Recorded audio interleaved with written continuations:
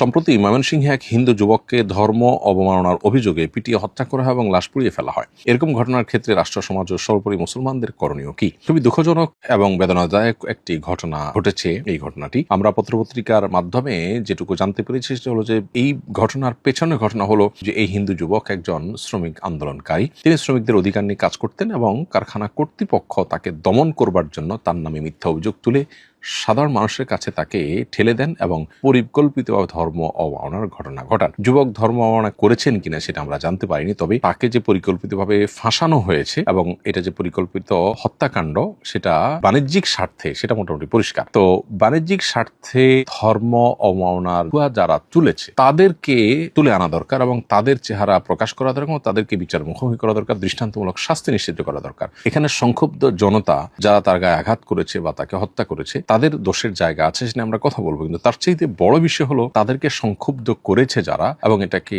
সাজিয়ে পরিকল্পিতভাবে ঘটনাটা ঘটিয়েছে যারা, সেই নেপথ্যের নায়কদেরকে মূলত বের করা দরকার এবং তাদেরকে মূল শাস্তিটা দেয়া দরকার। সেই সাথে আমাদের মাথায় রাখতে হবে কোনো ব্যক্তির নামে ধর্ম অবমাননার অভিযোগ উঠলেই তাকে পিটিয়ে হত্যা করে ফেলতে হবে, ইসলাম এমনটি আমাদেরকে বলেনি। আমরা যারা ইসলামের নামে এই কাজটি করছি তারা ভুল কাজ করছি। কারোর ব্যাপারে কোনো অভিযোগ উঠলে সেটি প্রমাণিত হওয়ার আগ পর্যন্ত আমরা আইন হাতে তুলে নিয়ে সেটা কার্যকর করা বা কার্যকর করতে উদ্যত হওয়া, এটা আমাদের ভুল অ্যাপ্রোচ। এটা ইসলাম আমাদেরকে কখনো বলেনি। একজন ইসলাম জানা মানুষ কখনো এটি করতে পারেন না, বরং এটি প্রমাণের জন্য অপেক্ষমান আমাদেরকে থাকতে হবে। প্রমাণিত হওয়ার পরও সেখানে আর কোনো অপশন আছে কিনা, সে লোকের মাথা ঠিক ছিল কিনা বা সে লোকের পেছনে অন্য কোনো ইন্টেনশন ছিল কিনা, আমরা অনেক সময় ঘটনার পেছনের ঘটনা থাকে সেই বিষয়গুলোকে পরিপূর্ণভাবে বের করে তারপর তার বিচারের উদ্যোগ এর দিকে আমাদেরকে যেতে হবে। আর দ্বিতীয়ত কথা হলো যে কোনো মানুষকে কোনোভাবে জীবিত হোক আর মৃত লাশ হোক পুড়িয়ে হত্যা করার তো কোনো সুযোগই নেই। নবী সাল্লাল্লাহু আলাইহি ওয়াসাল্লাম বলেছেন, লা ইউআযযিবু বিন-নার ইল্লা রাব্বুন নার, আগুন দিয়ে আগুনের পালনকর্তা আল্লাহ ছাড়া কেউ কাউকে